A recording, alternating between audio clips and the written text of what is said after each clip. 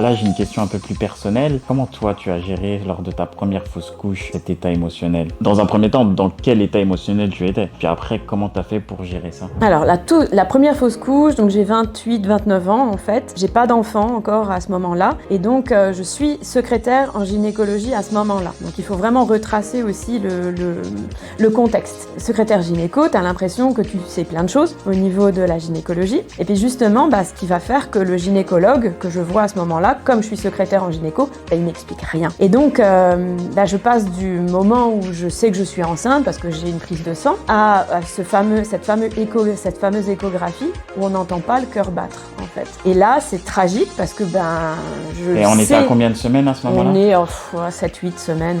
C'était tout au début en fait. Mais c'est compliqué parce que comme je suis secrétaire médicale gynéco, je sais que à un moment donné, il y a un Doppler, il y a quelque chose qui doit s'entendre. Et j'attends ce moment avec impatience. Et là, à ce moment-là, il vient pas. Et donc la gynécologue à ce moment-là, pas super adéquat, on va dire. Elle me secoue un petit peu en me disant mais il y a rien, enfin vous êtes pas enceinte quoi. Ah oui. Et en fait si, je suis quand même encore enceinte et c'est compliqué quoi. Et là émotionnellement comment il y a tout qui s'écroule en fait. La douche froide. C'est la douche froide. Ouais. C'est vraiment la grosse douche froide.